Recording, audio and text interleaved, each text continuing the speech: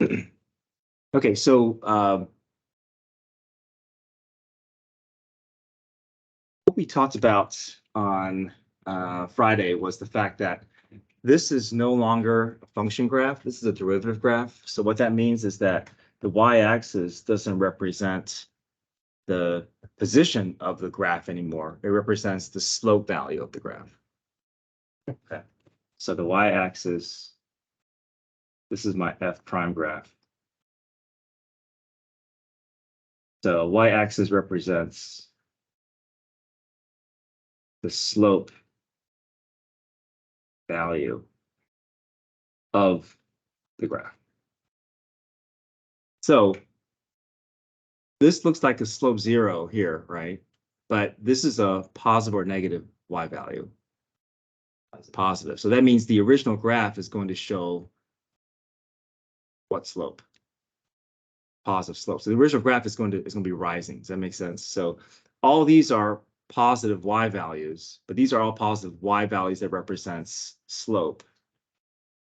So here, I mean, the up and down just indicates these are different variations of slope, but these are all positive slope.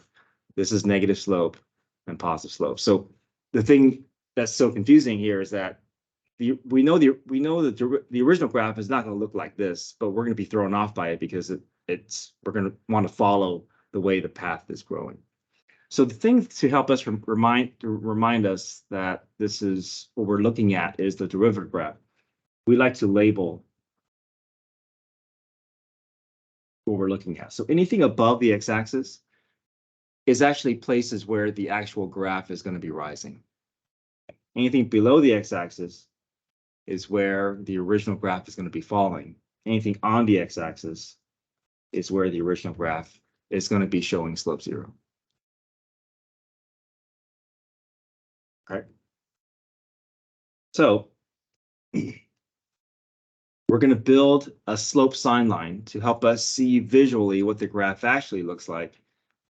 And then we're going to cover this up because this is not going to help us sketch the original graph. We're just going to want to copy the thing that we see in front of us. Okay, so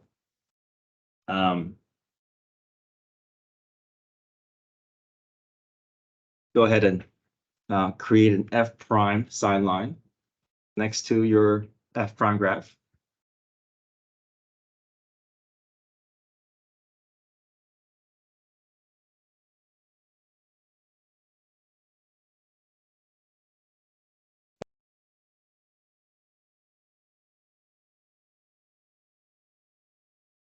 -4, and we're going to 4, so you're going to say -4 to 4.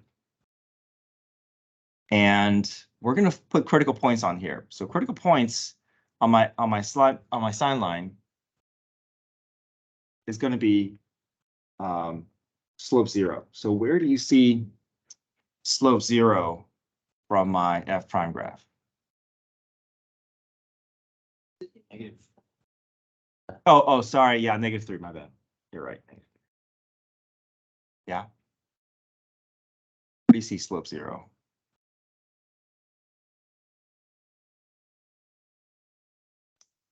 Yes. Okay. And there's one more. And where is the slope 0 going to be represented? See, yeah, good. That's right. X-intercept. So you said -2.5. Where else?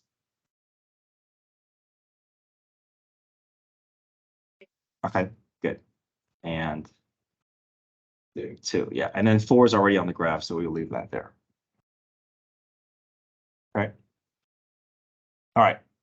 Where do you see the graph between -3 and -2.5? Above or below the x-axis? Between -3 and 2.5? Oh. Below. So we're going to translate this as what? Positive or negative slope? Negative. Even though it's rising, but the rising is telling something else, you want to use this as your guide. Okay.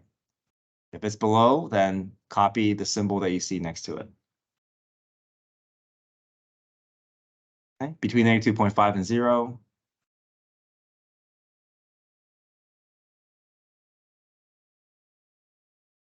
Where's my graph? Yep, above.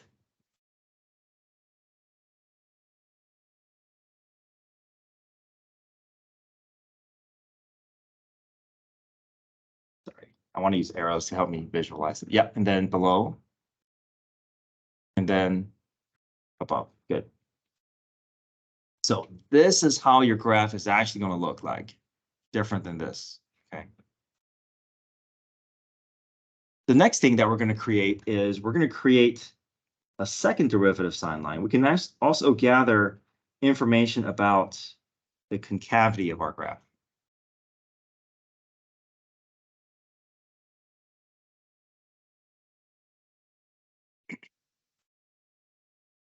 And now we're going to go after the peaks and valleys. The peaks and valleys of your f prime graph are actually going to be places where the points of inflections will occur, because you see how these are the maximum and minimum slopes. So the max and min slopes are actually going to look like this. Imagine if you're on a roller coaster ride, your point of inflection is going to be the place where you're going to experience the steepest part of your ride before it starts to level off. And if this is the steepest part of the ride, this is the minimum or the maximum slope value. And the minimum and maximum slope value is going to look like the peaks and valley of the f prime graph. So these are your points of inflections of your original graph. Obviously, these will not be, because we're looking at a derivative graph, you may feel like, oh, maybe that's the point of inflection because it looks like that's, but we don't look at the shape, right? This is not concave up, concave down, because this is not the original graph. So go ahead and place your peaks and valleys onto your second derivative sine line. -1, 1, and 3. Okay. With the second derivative sine line, we want to gather the concavity. So concavity is looking at the rise and fall. So if these are all slope values, right? So whenever my slope value is becoming more positive or moving towards a positive direction, that's going to translate to a concave up. I know it doesn't look like concave up because this is not the original graph. So because we're looking at f prime graph, you look at the slope. So because all these slope values are moving in the positive direction, it's going to end up looking like a U on the original graph. And guess what a negative slope is going to translate to? Concave what? Down. And it just keeps going back and forth, right? So that's why we can do this.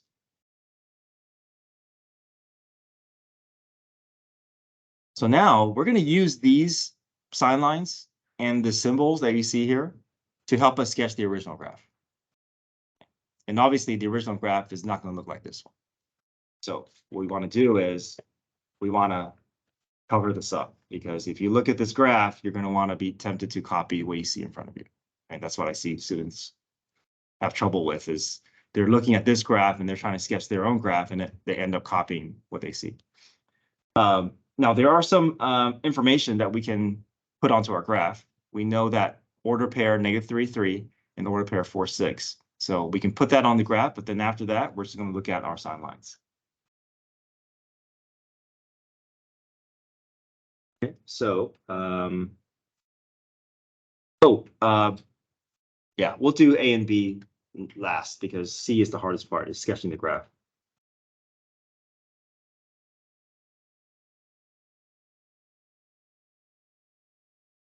So order pair -3, 3.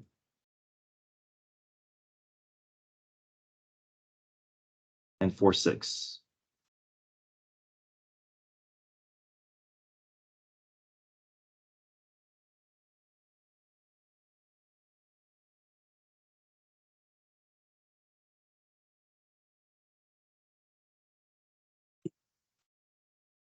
Okay, so the only thing we're going to use to help us sketch this graph are these sine lines. Okay, don't look at your graph, let's look at the sine lines.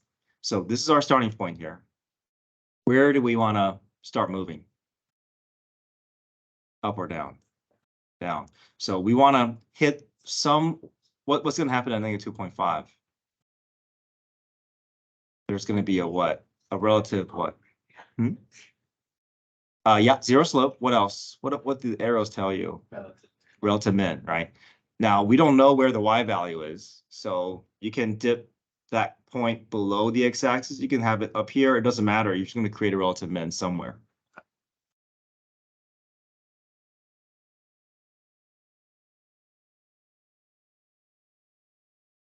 So you can have yours lower than mine, higher than mine, but essentially we're just, this is all we're going by. So everyone may have a slightly different y value that they're hitting, which is fine. Right? And then we're going to rise until we see a what at 0. Relative max. Okay, do we know where? Not really, right? So you can just pick any point you want. Just know that on the y-axis, you want the graph to hit a max and start going down. And then what do you expect that to? Ultimate. You can make your graph. Preferably, you want it maybe a little bit lower than this point so that it can rise again, right? If you make it too low, then you can't make it rise. So I'm going to target a low point here, but it doesn't have to be as low as mine. It could be even lower, but you see how I'm following the movement of those arrows and I'm matching what those arrows are telling me.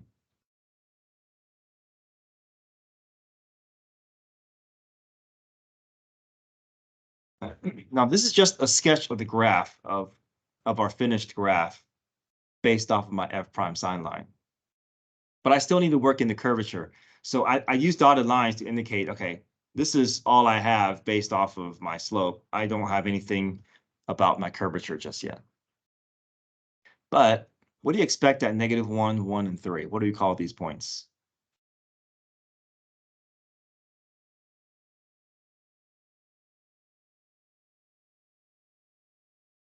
Points of what? Yeah, points of inflection. So these are where your concavity changes. So basically, wherever the graph lands that you have your dotted line, go ahead and highlight those points because those will be our target points to help us change our curvature. So my graph landed somewhere up here at -1, so I'm going to highlight that point. At 1, my graph landed here. At 3, my graph landed here.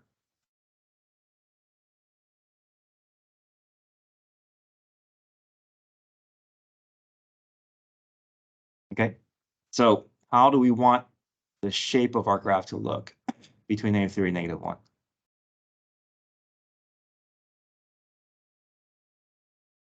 Concave what? Well, look at this symbol here. Concave up. So that means you want to create a U shape between your two dots.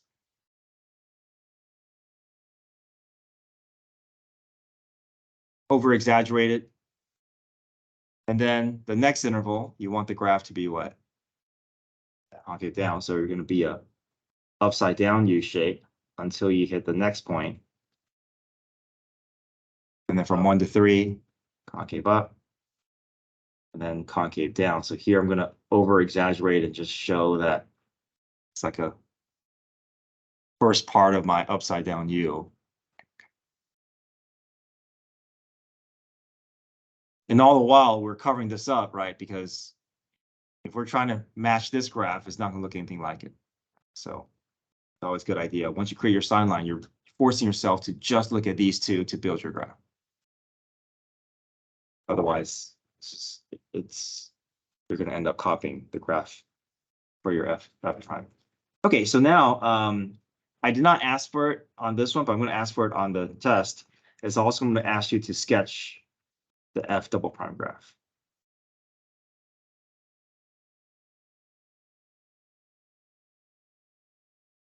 Now, each time you go down a derivative, your graph will look less and less curvy. It'll be simpler. Okay, so but the tendency is some of my students, they want to make this more have more curves than what is actually true because they want to fit all these shapes into the f double prime graph. Okay, but that's not what we want. Okay, so if you want to sketch a f double prime graph, understand that your y-axis is now representing something else. It's not the position of the original graph. It's not the slope of the original graph. This now represents the what of the original graph, concavity.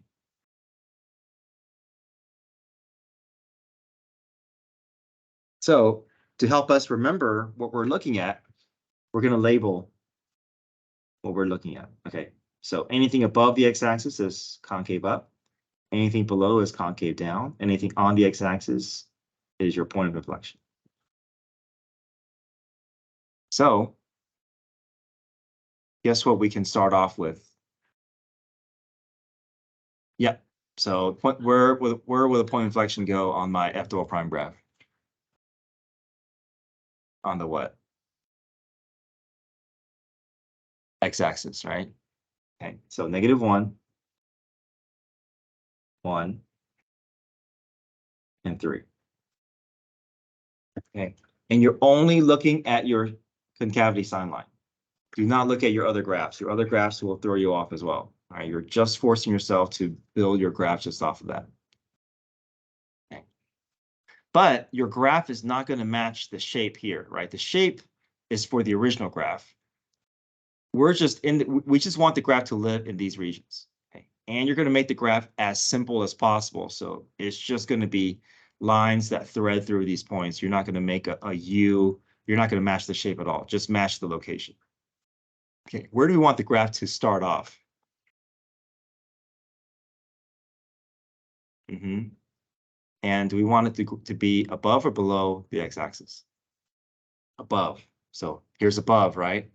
This is -1, so we want the graph to fall to this point. And now you're just connecting the dots and kind of letting it thread between the above and below the x-axis, right? Because what's happening between -1 and 1?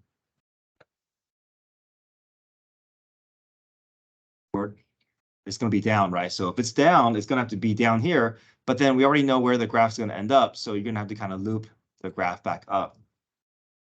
And this kind of confuses students because they're looking at this going, wait, this is concave down. So why am I creating a concave up? Again, the shape is not what we're after, right? We just have to make the graph live where it's supposed to live. And then from 1 to 3, where do we want the graph to be? Above. But this also throws students off because they're saying, wait, this looks like concave down, but I should be doing concave up. But again, this is not the shape of the graph. This is not the shape of, just match the location. And then from 3 to 4, below. And a good check is, if this looks simpler than your other graphs, it does, right? So it should look much less complicated than your original graphs because you're finding the second derivative, so your degree will keep falling.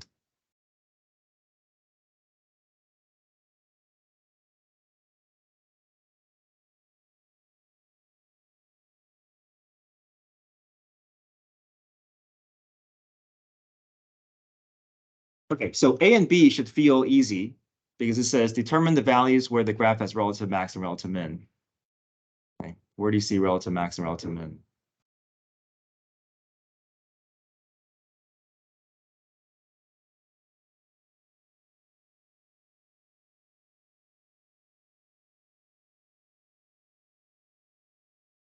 Yeah, so you'll say relative min at -2.5, relative min at 2, because f prime changes from a negative to a positive. And then at 0, you would say relative max at 0 because f prime changes from a what? Positive to a negative. Okay. And then it says determine the values where the graph is concave up and concave down. Concave up would be from -3 to 1 and from 1 to 3 because f double prime of x is greater than 0. And then concave down from -1 to 1 and from 3 to 4 because f double prime is negative. So for A and B, see if you can write out those statements. And then we can check our answer with the key. And see if all your because statements, see if you're comfortable with that, because you guys had to do that on the quiz and then do it on the test as well.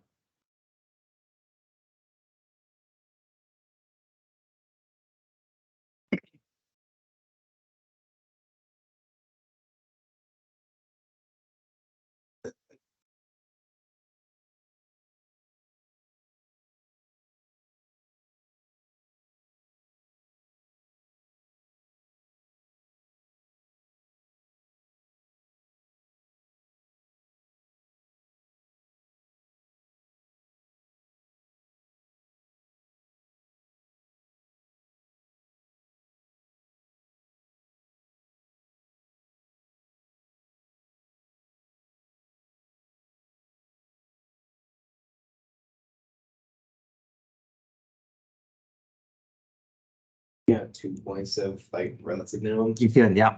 Because if you look at your original graph, you see how there are two valleys of the graph. I mean, we don't know which one is higher and lower. We just created whatever we want to create, but these are both relative mins, right? But you can just pull that from your sign line.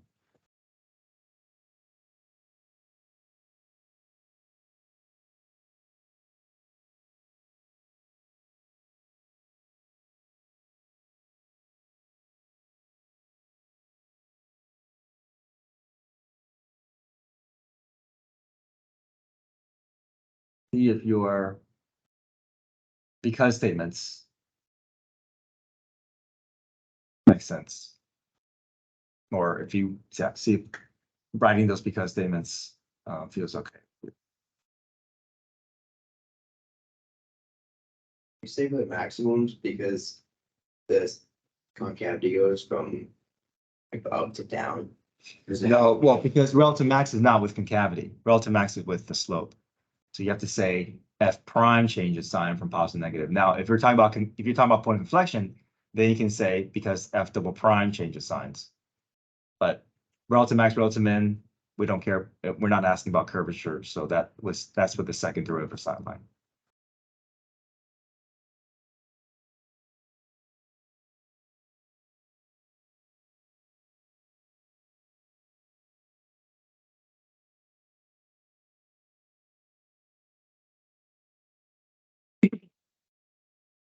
What I saw some students do on the quiz was they would say because the sign changes from negative to positive, that's not good enough. You want to make sure that you name your function, or name whatever you're working with.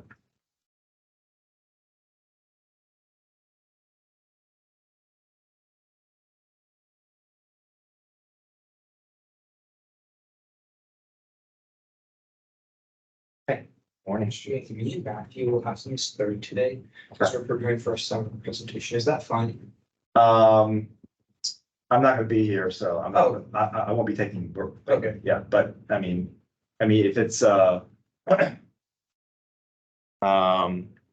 be marked absent unless unless it's excused, then the front office will make an adjustment. Yeah. Okay. Thank you. Okay.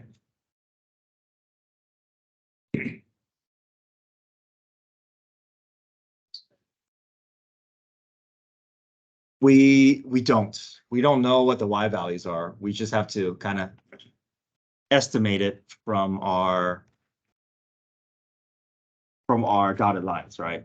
I won't ask you for the y values, but you're just going to kind of plot them wherever your dotted lines land. Yeah. So that's why it's good to sketch your graph at the f prime sign line. And that way, when you get to your point of inflection, you know your point of inflection is going to land somewhere along the path of your graph. So you just plot those points down. And then once you plot those points down, you know you have a target point to help you know where your concavity is going to change.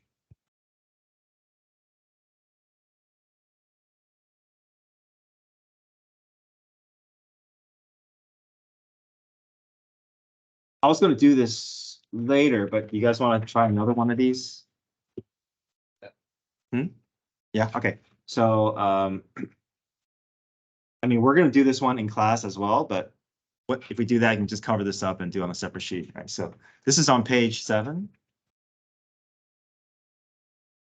Again, this is what your test will look like. I'll give you a prime graph. I'm going to ask you to sketch the original graph and sketch that.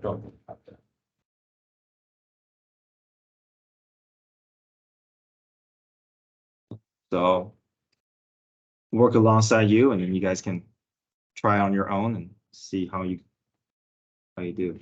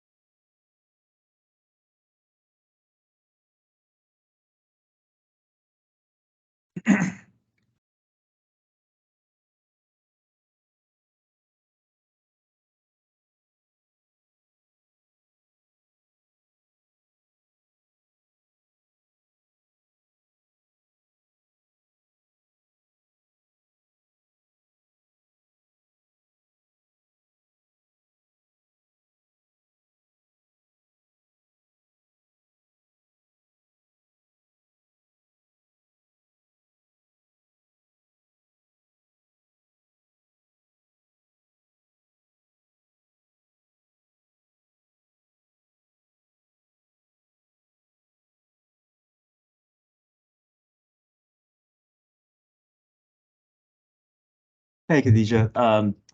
I see you online. This is the test review. I'm putting the link. Um,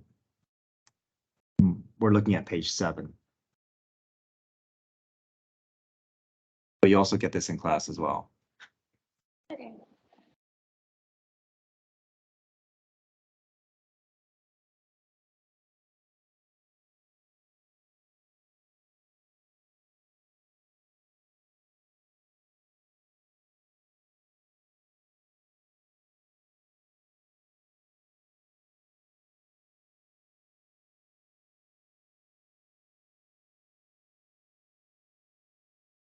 Yeah, I think the hardest part is to create your sign lines. If you can create your sign lines, everything should fall in place.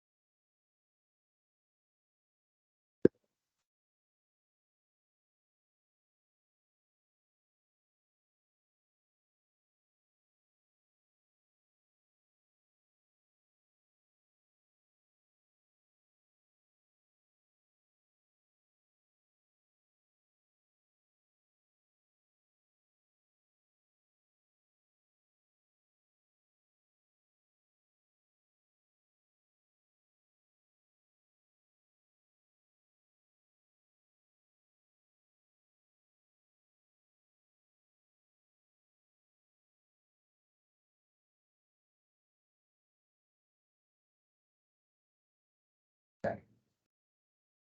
Your sign lines match. Remember, peaks and valleys goes on your F double prime sign line.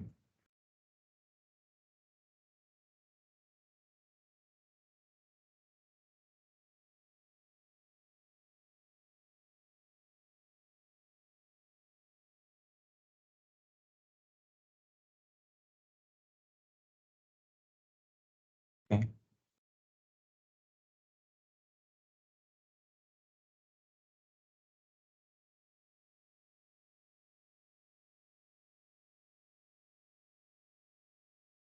Okay.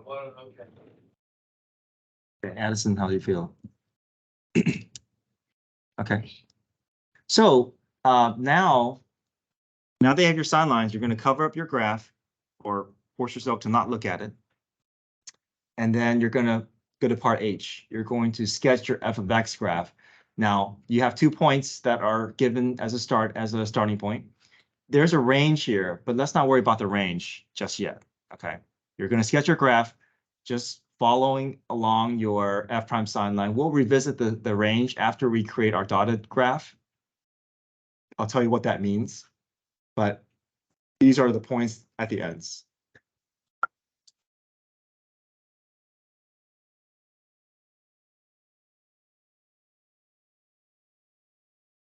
So -5, -4.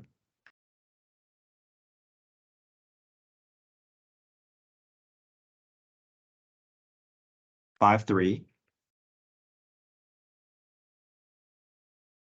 So I want you to use pencil, and yeah, you guys are using pencil. So just be ready to make some updates. But right now, just follow the path of your graph here. What do you want the graph to do initially? What's going to happen? It's going up, and then it's going to do what at -3? Yeah, but then there's going to be a moment of what? Moment of slope. Yeah, it's going to level off for a moment, but then it's going to continue rising, okay? Because these are places of slope 0. So now you're maybe asking, wait, where am I going to level off? It doesn't matter how high or how low, just somewhere along -3. So whatever you want your graph to look like for now, just, okay. And then what's going to happen? What do you want at -1? Go back down.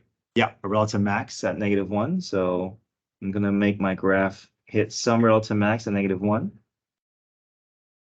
And then it's going to go down to somewhat at 3.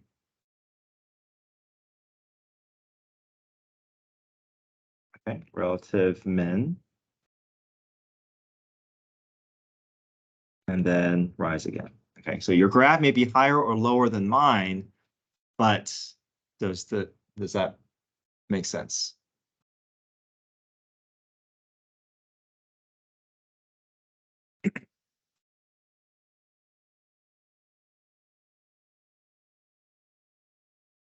Now, here's the adjustment we have to make, okay? The adjustment is now let's say, oh, the range is from -7 to 5. So what does the range tell us? Yes, right. So we want this graph to have a lowest y value of -7 and the highest y value of 5.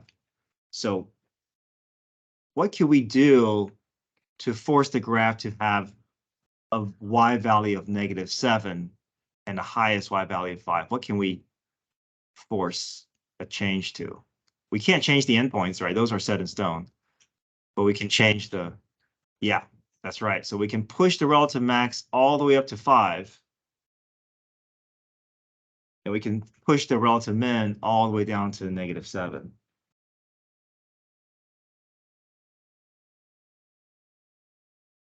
But we can keep the overall shape of our graph, right? We have something to work off of. We just have to kind of erase some things a bit and target a higher and lower point. But it's nice to do it in this order so it doesn't feel so overwhelming, right? You have a sketch, and then okay, now I'm just going to push and pull on the graph a bit to let it fit that criteria, but it doesn't feel too overwhelming.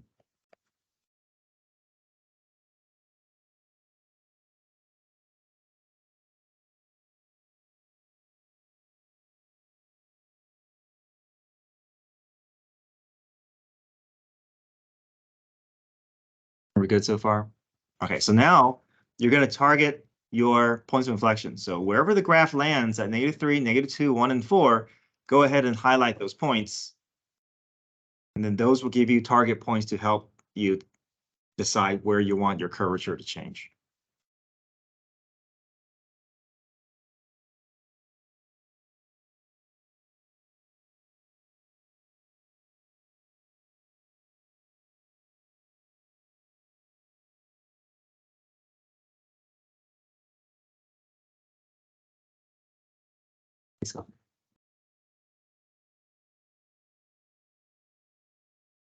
Okay, so now from dot to dot, you're just going to change your curvature.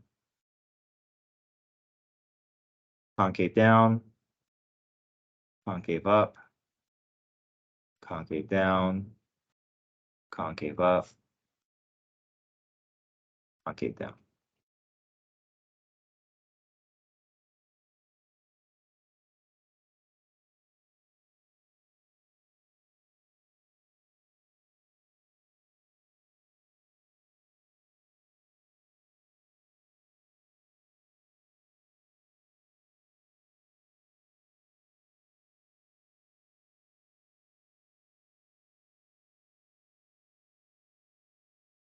We're also going to sketch our F double prime graph. So look at your second derivative sine line.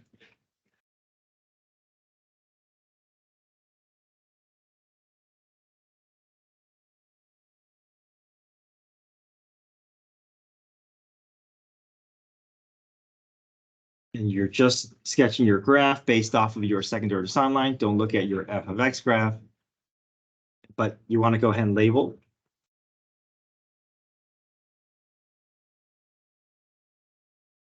And your graph should look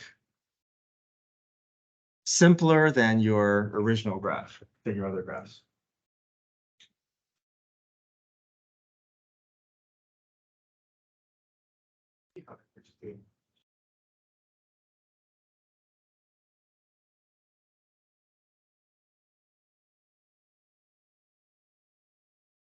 Okay, so you plot your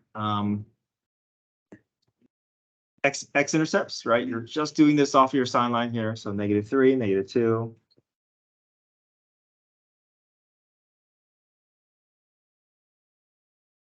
One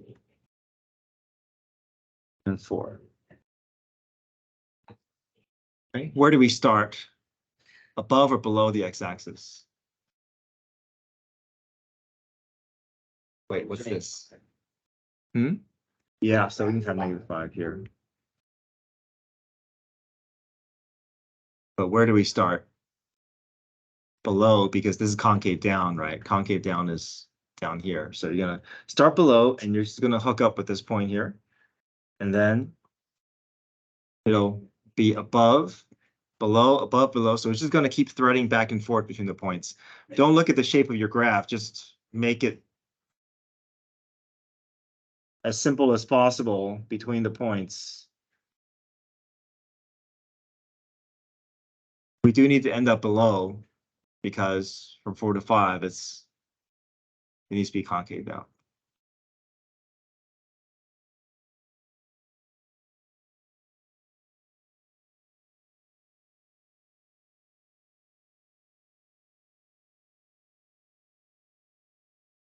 Okay, and everything else is easy because it's asking for relative min, relative max, increase, decrease, POI, concave up, concave down. Just all that is from your sine line, right? You're just putting it into interval notation. Okay, so we'll do this in class tomorrow, but you guys can also try it again later as well. Anyhow. What's this? Yeah, thank you for writing that. Oh, thank you so much. Thank you. Good luck with everything. Appreciate it.